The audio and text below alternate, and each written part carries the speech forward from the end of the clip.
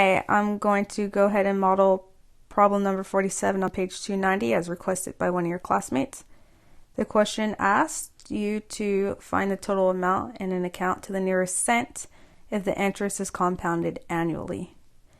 Alright, so in this problem, number 47, we know that the original amount that we have, let's say that this money is growing. We're investing this money and it grows 8% each year for 3 years. All right.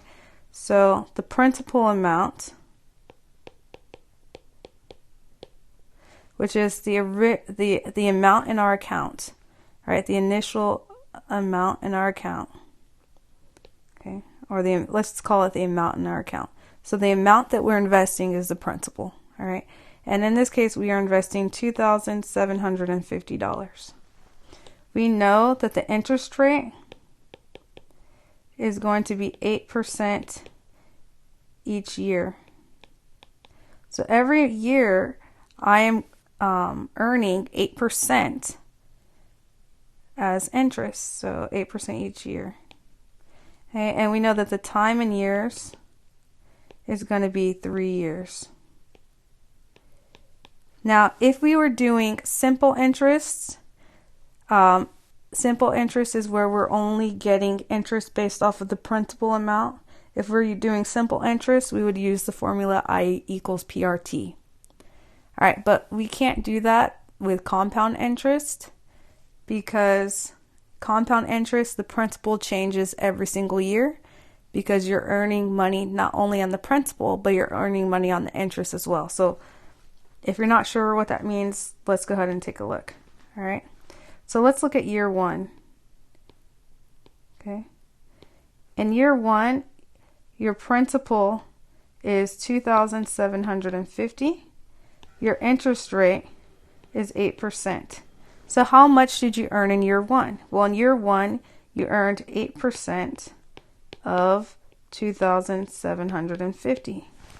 All right, so if I try to figure out what 8% of 2,750, we're just going to multiply. 8% times 2,750. 8% as a decimal is 0.08.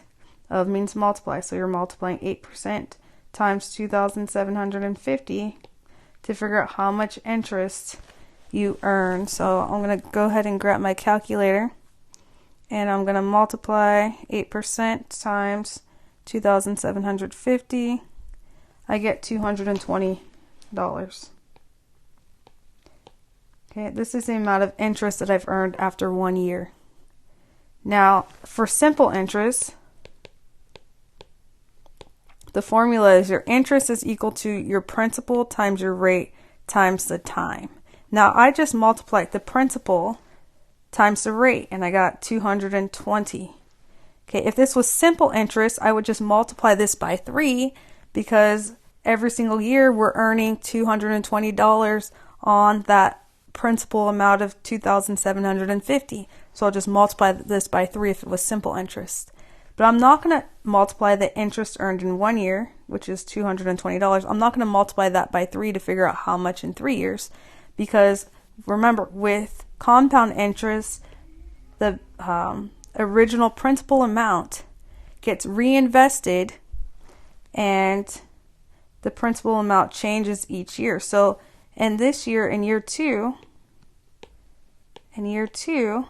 our principal amount is equal to the $2,750 that we had before, but we're also going to add the interest.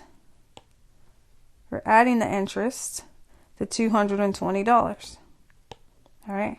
So now our new principal amount, the amount that we are investing in our account for year 2, is going to increase to $2,970. All right.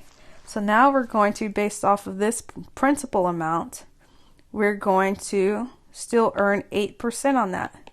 Well, what is 8% of 2,970? All right, so using my calculator, remember 8%, move the decimal over twice. 8% of means times 2,970. So in my calculator, 8% of 2,970. 8% is equal to $237.6 or 60 cents. Okay, so $237.60. All right, so after year 2, I've now earned an additional $237.60. Well, now going into year 3, because it's asking us how much after 3 years. Well, after 3 years, our new principal is going to equal the amount that we started off with from the previous year. So initially, at the start of year 2, we had 2,970, but by the end of the year, we had earned 8% of that in interest, so another $237.60. So if I add that together, $237.60 plus 2,970, I'm going to get $3,207.06. Well, I'm still earning an interest rate of 8% for that year. All right, so how much is 8% for that year that I'm earning? 8% of $3,207.60. Okay, so what is 8% of that? So move the decimal over twice. 8% of $3,207.60 is equal to, well, I'm going to go ahead and multiply that by 8% on my calculator. All right, it's 256.608. Well, how much is this to the nearest cent? All right, so is this closer to 60 cents or 61 cents? Well, based on the thousandths place, this is actually closer to 61 cents, so 256.61. That's how much interest we have. Well, how much money do we have now at the end of year 3? Well, at the end of year 3, we have our original $3,207.60 plus $256.61. I'll put B for balance. Okay, so BAL, so our balance. If I add that together, sorry, it's very cramped. If I add that together, so the 256.61 plus the $3,207.60, that's going to give me what we see in red. Just wanted to double check. Yes, we get $64.21. So that's how we get it. Hopefully that helped. Well, that was a long explanation. Bye.